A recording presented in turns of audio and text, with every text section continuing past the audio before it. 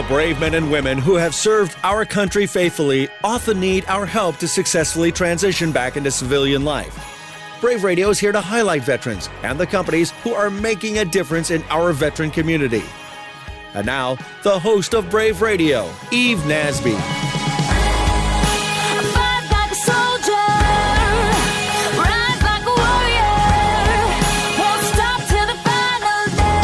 Welcome to Brave Radio, where we're focused on engaging our veterans and making a difference in our business community. I'm your host, Eve Nasby, here to highlight the best and brightest that San Diego and this nation have to offer. We have a great show planned today, so let's get started. With us, first up, is our good friend, Howard Pearl and Company from Tagrem and Cars. Welcome. Hi there. How are you doing today? I am well. Thank you so much. And thanks for taking time out of your busy day to join us. We've had some pretty good off-air conversations about all you do for veterans, and I think it's remarkable. And I think our listeners are going to be excited. So let's just start off with Cars, charitable adult rides. And you are, I'll let you tell the story because I'll get it wrong. 50 million cars and tell us what you do. Rides and Services is a 501c3. We're a nonprofit that services nonprofits. Most of us at one point or another have heard the ads on the radios to donate your car. We manage that automotive donation program for about 2,500 nonprofits across the country. It's a turnkey service where you can call in an 800 number. We answer the phone on your behalf, on behalf of the nonprofit. We take donations online as well, and we then pick up the car, tow it, and liquidate it, and the capital from that goes to the nonprofit to which the car was donated. That sounds easy. So if I'm a nonprofit and say I'm House of Hope for Kids, and you would pick up the phone and say, hi, thanks for calling the House of Hope for Kids, and I can donate the car to you, and you just make it so easy for me. Takes you about 15 minutes to get the whole thing done. Our donor experience is rated very, very high. We do a lot of research on it. I can tell you that we get very, very, very few. I mean, we're talking less than 0.5% of negative comments from people who are experiencing the donation process. Everybody in our organization is geared towards the expression of gratitude and appreciation, and we do that on behalf of whomever we represent, whether it's Easter Seals or a public broadcaster or. And you take planes, trains, and automobiles, right? We take planes, trains, automobiles, boats, right? We try not to refuse anything because you can get something out of everything. And even if it's $50, think about what it takes to get a $50 donation. If you're, even with Sierra Club is one of ours as well. But we also do some very hardcore charities, people that provide services to, people that require everything from food to transportation. And $40 million, 47,000 cars. We're on track right now for 47,000 vehicles. Our year end is end of June. So in our fiscal year, we're on track for about, for 46,000 automobiles. We're trying to reach 50. So if you got a car out there, call us and donate it. And if you have a Bugatti Veyron, you can donate it. Call 1-800-EVE. Yeah, right. We do get some really interesting things. I mean, we have had a Ferrari given to us. We had a 1952 Rolls Royce donated. It's in great shape. Donated last week. We've had. I've got Bruce Bauer over here in the corner. Bruce, what was? Hi, Bruce. We had wasn't a Ferrari. What was it? It was a Lamborghini. Lamborghini was donated to a nonprofit in Arizona. We took it to auction. $25,000. Boom. Nice donation for the nonprofit to that charity. And you never know why people are going to give you an automobile. It's usually around some kind of a life-changing event. Someone's passed away or left an estate, or kids gone off to college, or pick it. Some reason all of a sudden you've got an automobile on your hands, or you're trading it in and you want to support a charity. And the easiest thing to do is to, sometimes it's easier just to donate it than it is to do the trade-in process. And every single one of those vehicles translates into help for someone, period. And you'd be amazed. Sometimes we get cars that aren't running. We'll spend $100, $200 on it, replace a starter or a battery. And all of a sudden, that thing which was going to go for junk now sells for $1,200, $1,300, $1,400. Wow. If you're a nonprofit, $1,200, $1,400, Yes. or the big end, $25,000. That's big money. And you're really focused on helping people. And you've got 40 employees, and some of those are veterans. So let's talk about Indeed. your passion and your interest, and it definitely is a passion for hiring and helping veterans.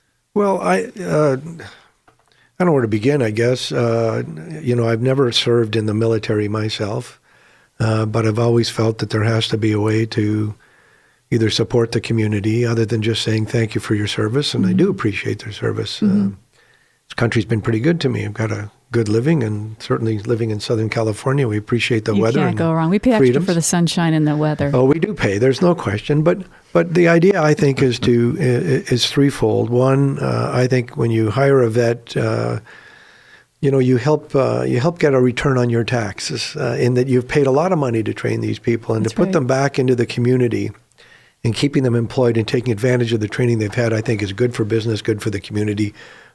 Good all around. Two, I think you help somebody out. I don't, you know what? I don't want to use the word help out. I think you create an opportunity That's for right. someone who's put themselves on the line for me. Yes. And so I want to return that favor by creating an opportunity. I think far too often we say, oh, we got to help these guys. We don't have to help them. They're all very Competent. capable and That's competent right. on their own Yeah. right, of course. You're listening to Brave Radio here on KCBQ AM 1170, streaming live on the web at am1170theanswer.com. Follow us on Twitter at Brave Jobs or like us on Facebook to stay up to date with the latest news and trends. I'm your host, Eve Nasby, here with my good friend Howard Pearl, and we're talking about why you hire veterans. And it's a good point. It's not a hand out, it's a hand up. And in studio with us, we have Mr. Tony Walters. Tony, welcome.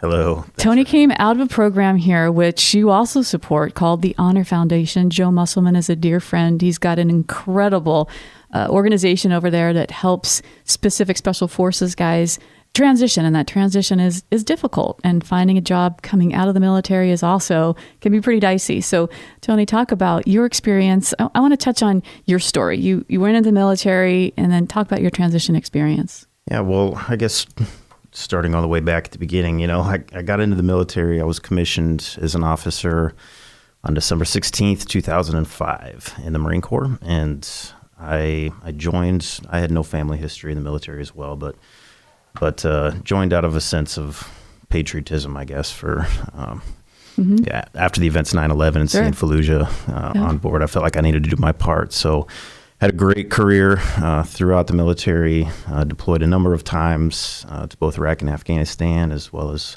with the Navy on ship, and all in all, just a great run.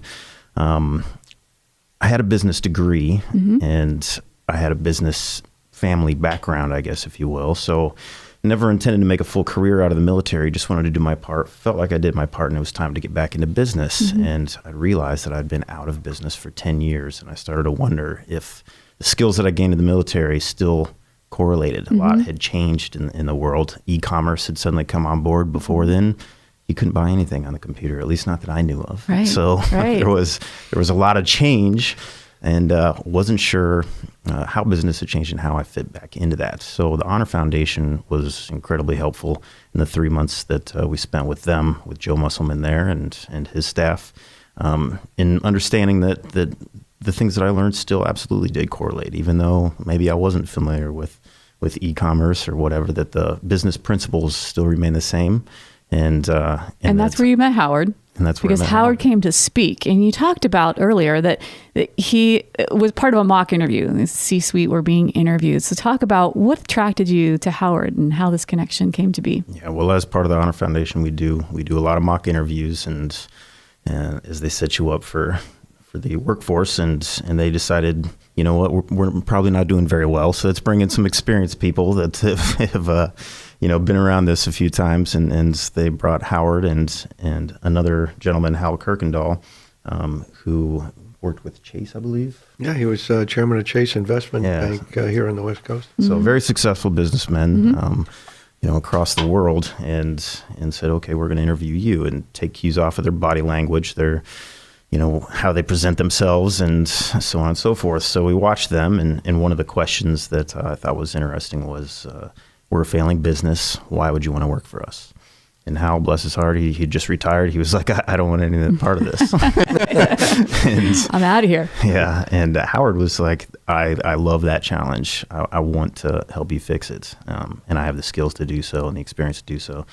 And I think that appealed to me and everybody else in the room because we're used to challenge. We understand and recognize challenge, and we have always kind of gone headfirst into that challenge and tried to make a horrible situation better. That's kind of been the experience of the military. And from that, I wanted to learn more from Howard, who he was, what made him tick. And ironically, Tony was talking about e-commerce. It hadn't even been invented, I guess, when he went into the military. Ironically, Tony's now responsible for the development of software that manages some fairly large e-commerce stores for brands you would recognize. So you hold a couple of different hats, Howard. You're COO, CEO. You've got all these hats. So you saw Tony. What was attractive to you about Tony, and why did you put him in the positions you put him in? And I want you to talk to the business leaders, the business owners out there right now that are kind of thinking, do I want to hire a military guy? Really, what do they bring to the table? Why should I do, Howard, what you've done?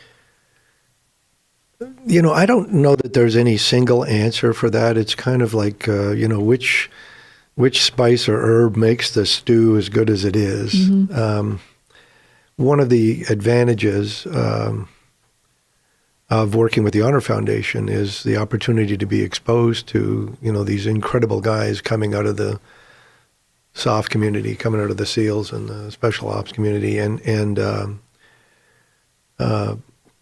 Tony, one of the things, sorry, I'm just trying to really sort this out because there were so many different things. But as you know, the Honor Foundation takes their fellows up on a tour. Silicon Valley. Yes. They've just returned, actually. They were up there last week. And a lot of the guys are, many of the guys are offered opportunities up there. And of course, they're certainly qualified to do so. Tony's challenge was, I need to find something that allows me to stay in Southern California. My wife and my kids want to stay here. We've got roots here, so I've got to find something.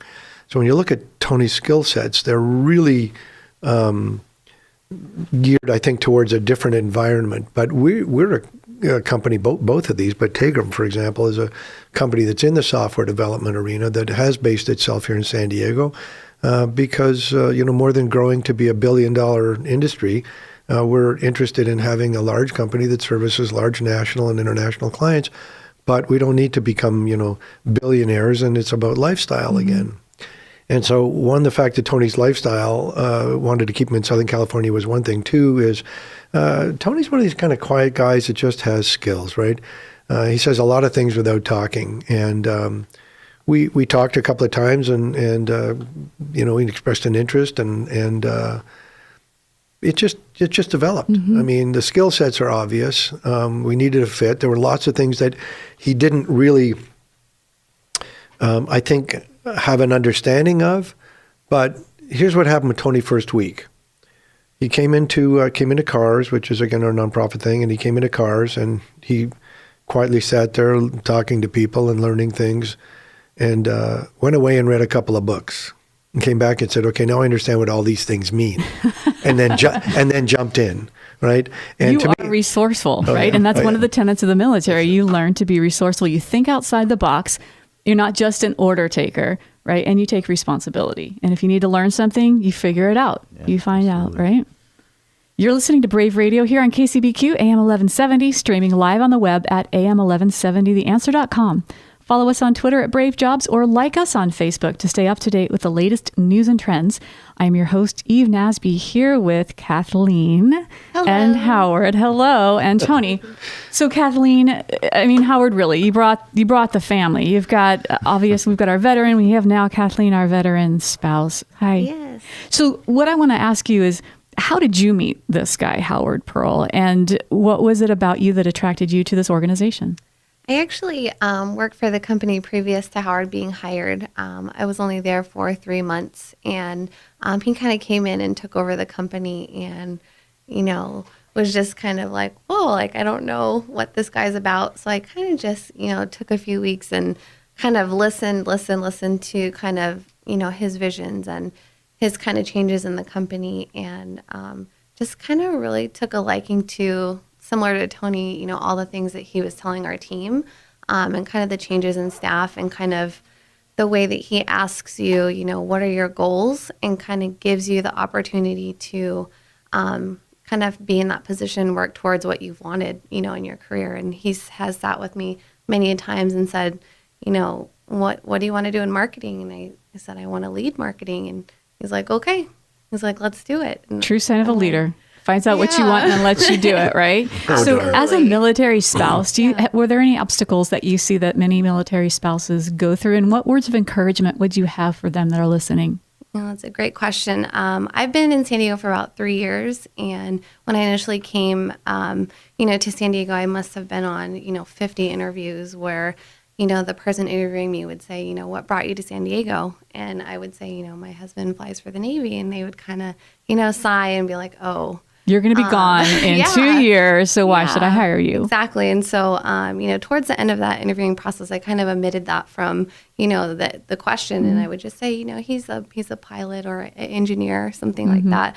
And then I finally, landed a job. And then, when they hired me, then I'm like, well, he flies for the Navy. And they're like, oh, well, we can't let you go because that's, what your husband does. And I would just say to the other spouses, keep trying and, definitely, work on your resume, not only in the workforce, but volunteer stuff. So that way, your resume is always, filled with different things that you're volunteering for. I worked for a bank for 6 years in Arizona before this, and I was the #1 volunteer for nonprofits. And so that's kind of why. Stayed active, stayed busy, stay in the community. That's awesome. With the few minutes that we have left, I know you've got positions open, probably both at CARS and Tagrem. How can our listeners who are looking for work, who know veterans that are looking for work, get a hold of you? I'm happy to take an email from anybody that's looking for an opportunity. If we've got the space and they meet the qualifications, then we're willing to take them. We don't hire just for the sake of hiring, but if I've got 2 individuals that have equal qualifications, we'll always default to the vet or to a vet's wife. I think it's tragic people don't hire them. What they seem to forget is that they may be there for 2.5, 3 years, but they can bring somebody in behind them with the same skills and introduce them on leaving. And you've got an entire community of people that understand how to manage on their own and stress. So I can be reached at hp@careasy.org, hp@careasy.org. Excellent. Well, Howard, Tony, Kathleen, thank you for all that you have done for our veteran community. Thank you for continuing to give back, and we'll direct all those qualified veterans over to you guys. Thanks for having us. You're listening to Brave Radio, where we focus on matching veteran talent with innovative companies that make a difference in our community and in our nation. Follow us on Twitter at Brave Jobs or like us on Facebook to stay up to date with the latest news and trends. I'm your host, Eve Nasby, and we will be right back after this short break to talk to John Funk from Easter Seals of Southern California, so don't go away.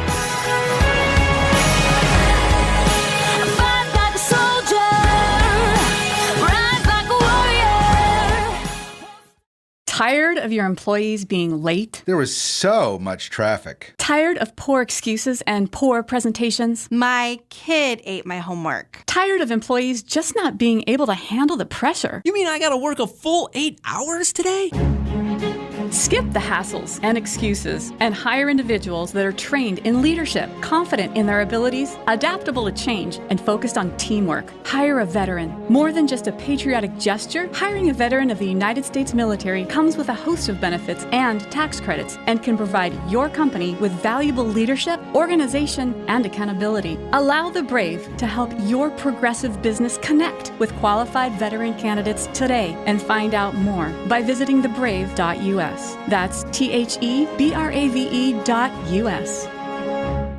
Easter Seals Workforce Military and Veteran Services provides free one-on-one personalized employment assistance for local veterans through their Bob Hope Veteran Support Program. Easter Seals' team of employment specialists is dedicated to achieving successful, long-term job placements that benefit both the veteran and the employer. Learn more about how you can receive services, connect with a future employee, or make a donation by visiting easterseals.com/SouthernCal. That's easterseals.com/SouthernCal.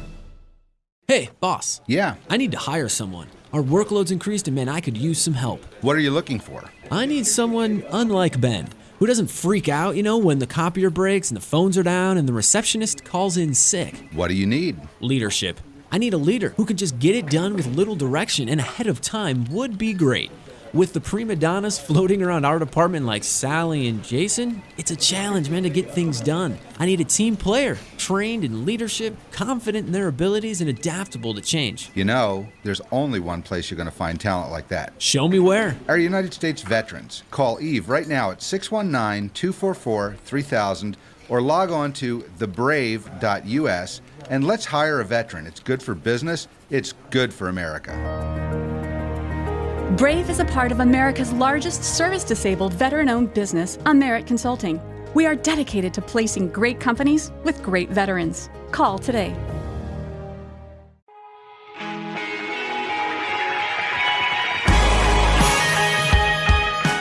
Welcome back. You're listening to Brave Radio here on KCBQ AM 1170, streaming live on the web at am1170theanswer.com. Follow us on Twitter at Brave Jobs or like us on Facebook to stay up to date with the latest news and trends. I'm your host, Eve Nasby, here with my good friend John Funk from Easter Seals of Southern California. Welcome back, John. Eve, thanks for having us today. We missed you last week. We had Cynthia and Denica, but there was no John in the room. Oh, but what a great story. They did, I know. They did a tremendous great story of discovering your own passion and finding a way to align that with an employment opportunity. And while great for Denica, even greater for her employer. Exactly. That was wise enough to bring her on her team. I know. And the power of the community, which is, I think, what we want to talk about in part today, of how the community came together and helped her. And you've got a similar story, too. So give our listeners who maybe haven't heard the last few segments of what your story is and how you joined the military and your transition experience. Well, I was 17 when I went off to the Naval Academy. I really wanted to be a pilot, and I had an uncle who ironically was in the Air Force, and he told me, well, if you want to fly, you should join the Navy, which I thought was pretty interesting. Right. Tack. He wasn't a pilot. He was a navigator for B-52s, primarily during Vietnam. Wow. So off I went to the Naval Academy. I spent a great 28-plus year career in the Navy, helicopter pilot. 17 plus 28, that means you're, 29. A little bit more seasoned probably than you, Eve. A little more seasoned than most of the veterans that we work with. But that 28-plus year career really gave me an opportunity to connect with the veterans that we work with. Yeah. So all of those sailors, Marines, airmen, soldiers that we support, I get it. I understand that. I understand the sacrifices, the separations, the transition anxiety, which can be, it's liberating, but at the same time, it's debilitating because it's wrought with fear and am I going to be good enough? I did all this for the 28 plus years. It's all I've done for my entire adult life. What am I going to do next? So a lot of why I came to Easter Seals was to help provide that opportunity for that transition support. How did you, sorry to interrupt, but how did you get to Easter Seals? Because I think we have listeners out there that, okay, John, you just went from your military career, boom, into Easter Seals, but you didn't tell me what your journey was like when you got out. So can you kind of describe for our listeners what that looked like for you? Sure. I had a really strong nonprofit pull. I really felt that kind of continuing to serve was really what I was all about. It's what my family's all about. I have a spouse that's a school teacher. I had a daughter serving in the Peace Corps in Zambia, Africa at the time. Oh my goodness. Sons that participate in the Surfrider Foundation. So we really feel kind of compelled to that give back, and I wanted to continue that. But I had an opportunity for a government position initially. So I got a GS position for a government federal job here in Southern California. And I think most people would think that I was crazy because I left that opportunity. And it was great. It was lucrative. It was a good job. It was some really quality, important work. But it just wasn't meeting my purpose and passion. And that's what you drill down on when you're meeting the discovery stage that we talked about 4 weeks ago. When you did your own personal discovery stage, you discovered that this kind of stuff doesn't really get me up in the morning. Right. That's exactly how I felt. I mean, I felt this great passion when I was in the military. I mean, gosh, I couldn't wait to throw my flight suit on and get to the squadron or if I flew helicopters, I'd probably feel the same way. Yeah, it was pretty exciting. That's all the fun stuff. Right. But I wasn't necessarily feeling that in the other position that I had for my first job of active duty. But I had an opportunity to do some volunteer work, and that volunteer work was really kind of drawing me towards greater opportunities. So some of that was veteran related, some of it was not veteran related, but I really felt like this is something that I want to do full time. Yes. And I remember having a discussion with my spouse about, okay, so this Easter Seals opportunity is presenting itself. I'm really feeling compelled to go there. And her question to me was, Well, do you think that the volunteer work you're doing is satisfying you enough, or do you think that's something that you want to be able to do kind of at a greater scale? Mm-hmm. Well, the choice was obvious for me, which was I'd rather do it at a greater scale. Yes. And as I look back at that, I think a lot of what I do with Easter Seals, it really does align with my skill sets from the military. Mm-hmm. On the surface, it doesn't seem that way. Helicopter pilot, I'm good as a generalist about getting things done. Right. I would say that's my basic skill set. But Easter Seals, boy, it sure seems more social services oriented. Not really. For the area of Easter Seals that I support with regard to the veteran community, it's about helping people discover their passions. Mm-hmm. What are their dreams and goals? Connecting them to resources to be successful. And then a little bit of the kind of the funding development to make sure we have the resources to be able to provide the services. I see that, I won't call it fundraising per se, but developing resources in the military is a lot like what I do with Easter Seals. You've got to share with your leadership or possible donors a compelling story, understand the value of what that money is going to be able to do, and the result that you can produce. Right. So that could be needing more flight time so I can make sure that my crews are properly trained, more time at sea, steaming hours, so I can make sure my crew is properly trained so we can be successful on deployment. Mm-hmm. Maybe I've got some broken parts and I need extra money to get broken parts fixed, or we need resources to be able to provide services to veterans to support their transition. There's a lot of parallels. So on the surface, it looks like there's not a whole lot of alignment, but when you think about it, a lot of the skill sets that I developed in the military really do apply to my position here at Easter Seals. They absolutely do, and that translation is critical. And I want to go back to something that you said with the conversation that you had with your wife, who obviously has a lot of wisdom, and put that question to you. And I think for our listeners too, when you get out of the military, there's that temptation to jump on the first job, which is what you did. It kind of looked like it's a good fit. It smelled like it was a good fit. But when you got there, it wasn't really your passion. And I think what you at Easter Seals do to help folks find their passion really trickles out to their family, like a ripple effect. Because if they're happy at home and they're passionate about getting up in the morning and going to work, chances are the family life is more stable and the family life is better. So you guys go way beyond helping that individual veteran find their passion and find a job. You're helping their families. Absolutely. I think a lot of folks, when they think about, well, what's the job? It could be, well, is it about the money? Is it about the location, or is it about the particular job title? Right. That's just on the surface. It really, I think we try to kind of boil it down. Okay, what are you passionate about? And being able to look at the individual and say, wow, we just had a great conversation, Eve. But boy, when you talked about this particular sector of your passion, you lit up. Yeah. And we help hold a mirror up so people can see that. You're listening to Brave Radio here on KCBQ AM 1170, streaming live on the web at am1170theanswer.com. Follow us on Twitter at Brave Jobs, or like us on Facebook to stay up to date with the latest news and trends. I'm your host, Eve Nasby, here with John Funk. Now, how do you actually determine or help a client determine what their eventual goal is? Well, we call it the discovery process. And a lot of times it really never comes down to what do you want to do? What do you want for a job? We don't ask that question necessarily in the first time that we interact with an individual. And a lot of it's just getting to know them. You know, what do they think their skill sets are? What are they strong at? What are they happy with doing? What do they define as meaningful to them? And so in the process, we can step back and say, well, gosh, let's look at the spectrum of what's out there. Mm-hmm. Maybe different focus areas. Now you say, I like helping people. So what does that look like? Is that youth? Is that adults? Is that the veteran community? Mm-hmm. And when you mean helping them, what does that mean? Is it a social services? Is it connecting them with their educational goals? Is it helping inspire them to kind of achieve their maybe their health and fitness goals? Right. So there's a lot of different ways. But one of the things that we discover in that process of what their goal is maybe there might be some additional training, yes, education, certifications that are required for them to achieve that goal. And how do you determine that? I mean, and what resources do you plug them into once that determination of what the education, whatever it is made? A lot of times we push that question right back into the veterans lap and say, okay, so right now we're working with an individual, a great Navy Chief Petty Officer, retiring after 20 years. So what's a Navy Chief Petty Officer do for those who are listening that this individual, he was an operations specialist in the Navy. Okay. So he kind of ran all the operations, communications, radars, sensors on board the ship that brings all the information so the decision makers on the ship know how to fight navigate, chase a submarine, whatever particular mission they're doing. Okay. So very much in the kind of managing the operations center. Okay. But now he wants to be a plumber. Wow. So Wow. Where did that come from? Well, very interesting. So when we asked, so where did that come from? Yeah. Well, I want to do something with my hands. Okay. I want to be able to kind of have a tangible product. Right. A lot of what we do in the military is maintaining national security, increasing our readiness, preparation to fight.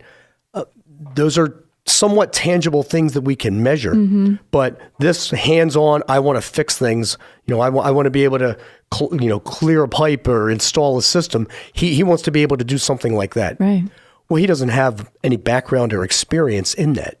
So we've talked about, and some of it is toss it back to the veteran. Well, then how do you think that, what do you think you need to do in order to be able to get there? Right. A lot of what we do is kind of the skin in the game aspect of working with the veteran. It's not, we're not just working with a bunch of passive individuals that say, hey, go find me a job. That is not what we do. Nor are you telling them what to do, right? I like what you say, because you're not saying, hey, okay, you want to be a plumber? Well, go to this school and do X, Y, and Z. You're not cookie cuttering a plan. Is that even a word, cookie cuttering? You're not making a predetermined plan for them. You're causing them to think about where they're taking their future. Right. So maybe what we'll do is, let's connect you with a plumber. So who have you talked to in the industry?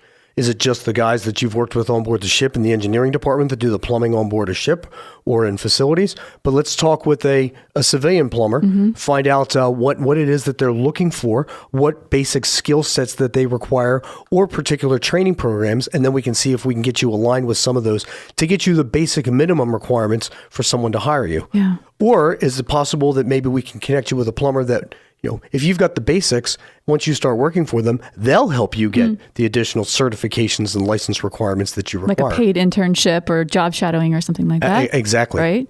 So what's the story? What's he going to do? Well, we're still actually in the process of kind of discovering that for that individual. What are some of the pitfalls that veterans may find when they embark on this new education or training?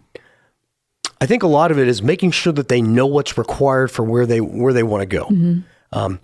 If we're working with an individual and they want to be a lawyer, they want to be a doctor, an engineer, and they don't have a bachelor's degree, it's pretty much understood, well, you're going to have to get your undergraduate degree first before you can go on to those advanced educations. Sometimes that path is a little bit clear, but it could be, maybe the individual was, say, a truck driver in the military, but their licenses that they had aren't kind of easily translated to the commercial licenses. Right. So they need to get that commercial license. Right. We'll help connect them with kind of finding out what that is. But I think a lot of times individuals go off on a path that's not necessarily the right path for what they're looking for. So connecting them with professionals that are involved in that field will help them figure out what those steps are that they need to have. So you talked about some of the right resources that are available for veterans, but where are places that they can look for grants or programs to help them pay for that education? At Easter Seals, we've had the good fortune to partner up with an organization called Swords to Plowshares that provided us additional funding specifically designated for training, certifications, and licensing requirements. There's actually a lot of programs that exist out there. It's really all about kind of digging in and doing the research to find that. And so an organization like ours with Easter Seals Southern California and our veterans program, that's exactly what we do. We'll help find those resources for you to connect them if we can't provide them ourselves. Well, how much does it cost for a veteran to come to you and get all these resources? Absolutely nothing. Free. If it's free, it's for me. And that's one of the benefits about the way we operate, both as with the veterans as well as with the employers. We've got some very generous supporters, primarily through the Bob Hope Legacy Foundation. Bob Hope's family are great supporters of the veterans community, as they have been during Bob's entire life of 6+ decades, providing support to the veteran community. But he didn't do it alone. He brought along a team of other supporters that went out on those shows with him. And that's exactly how we operate through Easter Seals. So Bob Hope's family is our primary supporters, but we've had some great support from Vaughn's, Boeing, CVS, Wells Fargo, as well as some other nonprofit organizations that have provided support for us, primarily the Rancho Santa Fe Foundation here in Southern California. Wow. Well, anytime they want to come on the show and talk about who they are and what they do, because obviously they're interested in helping veterans, we want to inspire and educate our listeners to hire veterans and to let you veterans out there know that are listening. There are organizations like Easter Seals of Southern California that are just waiting to help you. So if you know of a veteran that's looking for work, that's struggling, that's having challenges, that maybe just kind of floating out there, please have them reach out to John and his team at Easter Seals and give us that information. How do they get a hold of you? They can reach us at easterseals.com/Southern Cal. So easterseals.com, Southern Cal. And what will they expect as we wrap up our segment when they make that first phone call? What does that look like?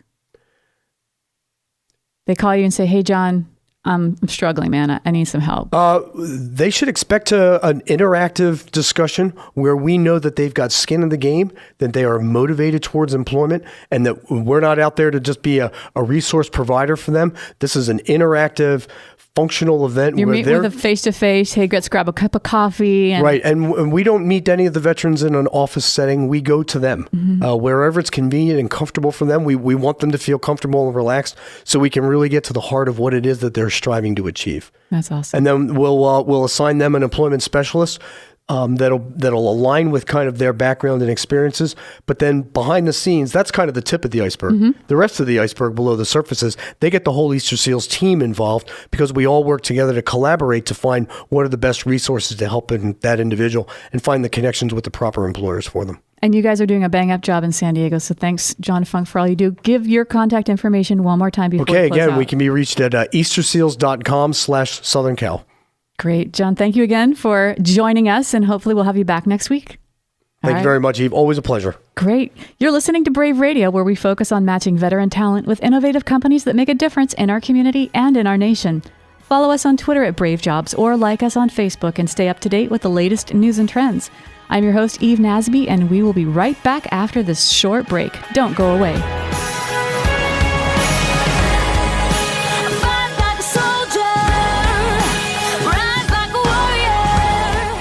Hey, boss. Yeah. I need to hire someone. Our workload's increased and man, I could use some help. What are you looking for? I need someone unlike Ben, who doesn't freak out, when the copier breaks and the phones are down and the receptionist calls in sick. What do you need? Leadership. I need a leader who can just get it done with little direction and ahead of time would be great. With the prima donnas floating around our department like Sally and Jason, it's a challenge, man, to get things done. I need a team player, trained in leadership, confident in their abilities, and adaptable to change. There's only one place you're going to find talent like that. Show me where. Our United States veterans. Call Eve right now at 619-244-3000 or log on to thebrave.us and let's hire a veteran. It's good for business. It's good for America. Brave is a part of America's largest service-disabled veteran-owned business, Amerit Consulting. We are dedicated to placing great companies with great veterans. Call today. Easter Seals Work First Military and Veteran Services provides free one-on-one personalized employment assistance for local veterans through their Bob Hope Veteran Support Program. Easter Seals' team of employment specialists is dedicated to achieving successful, long-term job placements that benefit both the veteran and the employer. Learn more about how you can receive services, connect with a future employee, or make a donation by visiting easterseals.com/Southern Cal. That's easterseals.com/Southern Cal. Tired of your employees being late? There was so much traffic. Tired of poor excuses and poor presentations? My kid ate my homework. Tired of employees just not being able to handle the pressure? You mean I gotta work a full 8 hours today? Skip the hassles and excuses and hire individuals that are trained in leadership, confident in their abilities, adaptable to change, and focused on teamwork. Hire a veteran. More than just a patriotic gesture, hiring a veteran of the United States military comes with a host of benefits and tax credits and can provide your company with valuable leadership, organization, and accountability. Allow the Brave to help your progressive business connect with qualified veteran candidates today and find out more by visiting thebrave.us. That's THEBRAVE.US.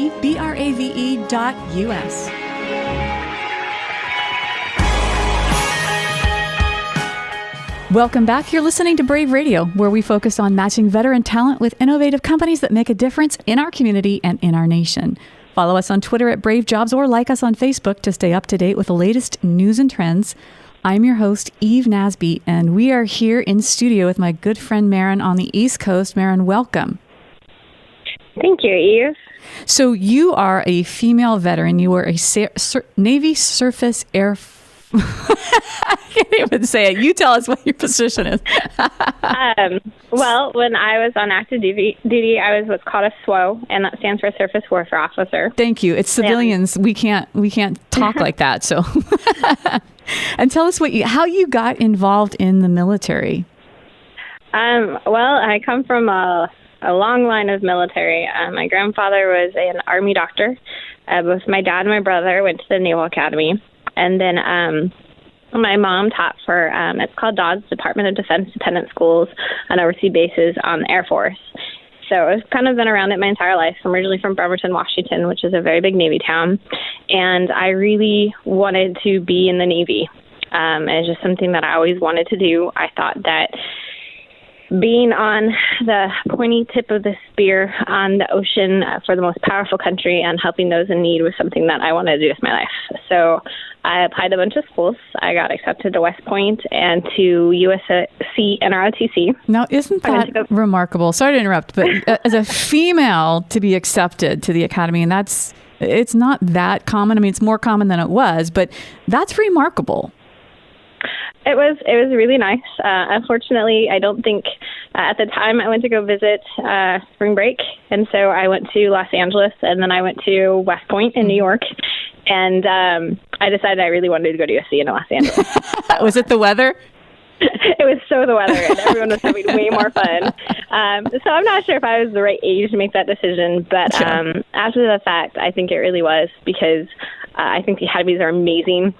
However, one of the benefits of being at ROTC, I believe, is that you go to school with people that are just from every parts of life, where when you're at the academy, you're with the best of the best. But when you go into the military and you're leading, you're not necessarily with the best all the time. You're with some amazing people, but you're also with some not so amazing people. So learning how to work in groups in ROTC, because you're in regular class and that kind of thing, I think that gave me a little bit more experience with that. So then I was commissioned at, No, go ahead. So you had a successful career. So talk about that. Well, I was commissioned in the Navy. I went to Norfolk, Virginia. And I was on a ship called the USS Baton. It's an LHD-5, which is the equivalent of like a Marine Corps aircraft carrier. We had LCACs, which they have in San Diego. They're the kind of hovercraft. We had LCUs, which are like your World War II troop delivering vehicles. And then we were doing testing for the Osprey, which are now in use, as well as we had like Harriers on board. So I thought, for me, one of my most fantastic experiences was when I was 22 or 23, and the CEO was like, Maren, I'm so tired. I need to get some good sleep. You have the deck. And it meant that we 22 years old, and you had the deck. Right? Tell us what that exactly means. Your car. But I had the deck. It meant that I was driving a ship and making sure that we were maintaining wind so that aircraft could be able to land or take off with the right, because they need the right amount of winds when they're on a ship. They don't have a very long runway, or for landing, they need to be able to recover within certain parameters. So my job was to do that. And then we also had LCAC, so you had to, which means that we have like a stern gate. It's kind of like a tailgate off a truck, but it goes down into the water. So you're limited by how you can drive the boat or how you can maneuver the ship that way. And so we'd have those going on, and then you usually have a small boat in the water in case, something goes down, or you have a helicopter as a life-saving measure. So for me to have stuff like that going on, and the one who makes the decisions and the CO to trust you because you've demonstrated your ability to make the right decisions and follow the standing orders, but also know the rules of the road, I would say that's probably one of the most significant accomplishments. It's probably not the grandest or whatever, but it was something that I was like, wow, I can't believe I'm doing this. You got the keys to the boat. Like Dad let you drive around the neighborhood, right? And you've got this $1 billion contraption that you are completely in control of at the ripe old age of 22. So my question to those who are listening, who are in positions of hiring people, why would you not want to hire someone like Maren Jakowitz, who does this at 22 years old? And that's not uncommon to have young young people responsible for millions of dollars worth of stuff and operations and control over human capital. So I think, the point is well taken. Marin, hiring veterans is just a good, smart business decision. So, but let's take it. We're going to talk about that because that's what you now do for a living as a business owner. But let's talk about how you transitioned from the military into civilian life and what that looked like for you. Well, I did 2 back-to-back sea tours. So I spent about 5 years at sea, and then I was on shore duty. This is when the family life part came into it. We had twins, and we were having another one that was on the way, and my husband is a F-18 pilot. Wow. So he was still under contract, and we decided that it was the best decision for me to get off of active duty. I wanted to stay in the reserves. I wanted to continue to serve.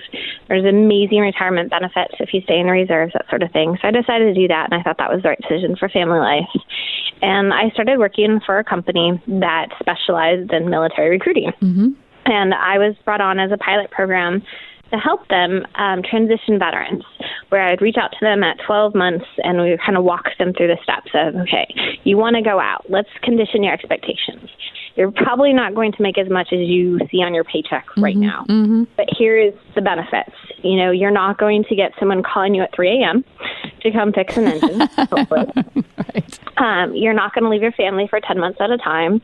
Maybe be able to check Facebook or email while you're gone. Maybe and maybe not. Those sort of things. Those are things that you don't have while you're in the military often. And then at 9 months, we work on resumes. At 7 months, we start talking about interviews. What do they want to do? Where do they want to go? And just, again, conditioning those expectations through the whole time period. And then at 5 months, we started setting up interviews for them. And usually it was about 90 days before they went on terminal leave. And those that don't know what terminal leave is in the military, you occur about 30 days a year of vacation. And when you get out, you usually have, you don't necessarily use all of that. So you can get out September 1st, but you may get paid until October 15th because you have 5 days of leave. So your terminal leave date is the day when the Navy stops paying you. With civilian companies, very rare does this come into a factor where you can actually get hired on while you're still getting paid by the military, unless it's for like a government contracting. And then Uncle Sam can't pay you twice for the same hours. That's kind of the whole thing with that.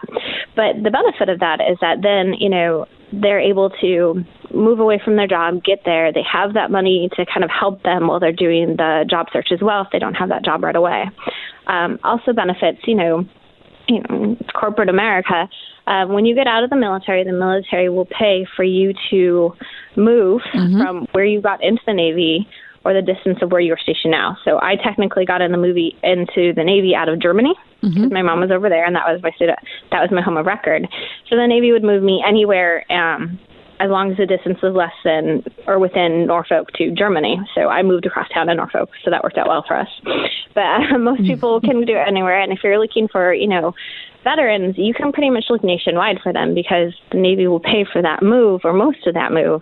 So that's one of the things that having to relocate them, corporate America wouldn't have to pay for someone getting right out of the military. So I worked with the military members that were getting out for about 3.5 years. And then being in the reserves, I was mobilized. I was very, very lucky to have some amazing people that helped me talk to the reserves and say, hey, her husband is deployed right now. Can we, postpone this? So once I did that, I decided that although I really liked the company I'd been working with, I wanted to do a little bit more, and I wanted to do it within my own parameters. Oftentimes, companies that you hear a lot about, they only offer the people just getting out of the military with 4 or 5 years of experience, and they're shooting for certain technical or the junior officers. Well, that's a very small percentage of the military. There's senior military officers who've been basically CEOs. I mean, when you have your ship out to sea, the baton that I was on had 3,000 people. My second ship had about 250 people. But you are a company. I mean, you have supply, you're feeding people, you have missions, and oftentimes you're working for multiple countries at different times and having to follow their different rules and knowing that information and learning how to do that. So, senior officers have an awful lot to offer. And then so do your junior personnel, because, I talked about, being an officer of the deck at 22.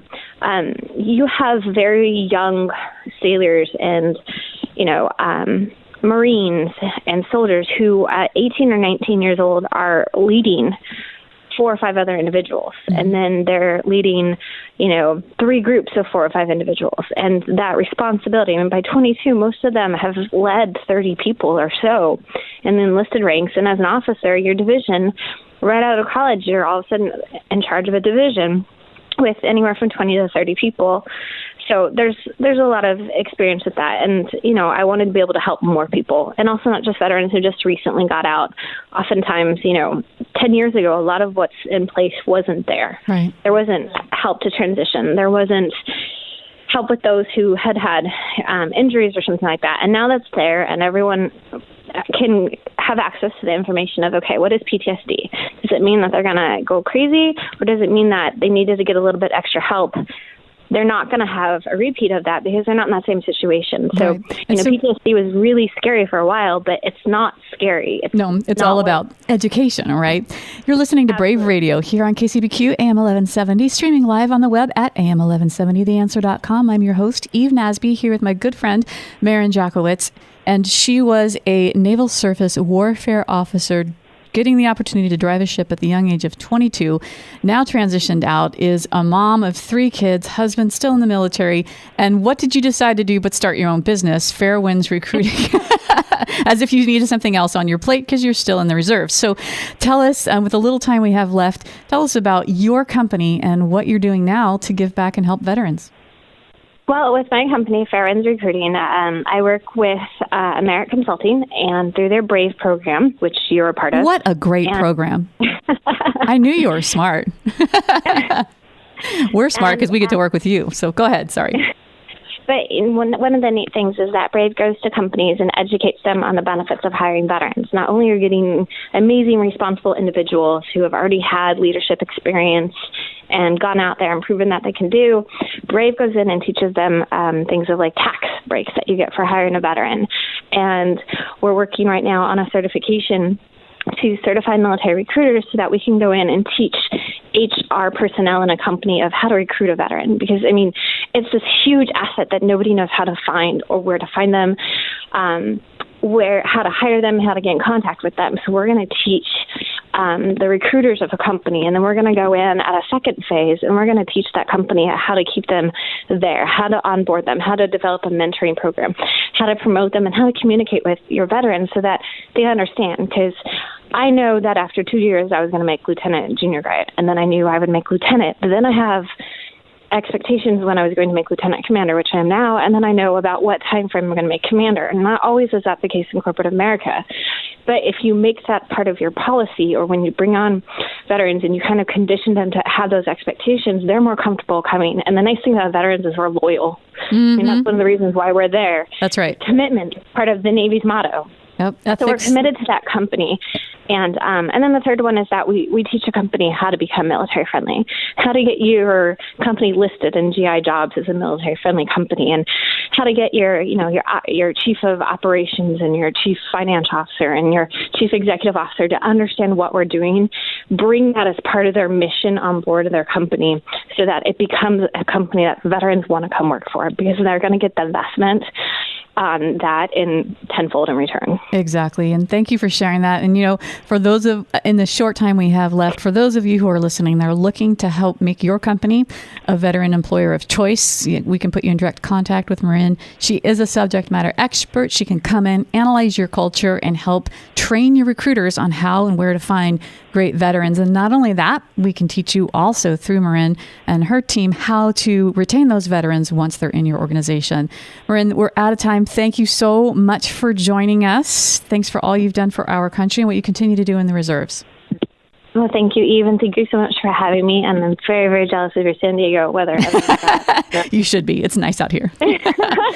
Thanks again. I'm your host, Eve Nasby, and you've been listening to Brave Radio here on KCBQ AM 1170 The Answer.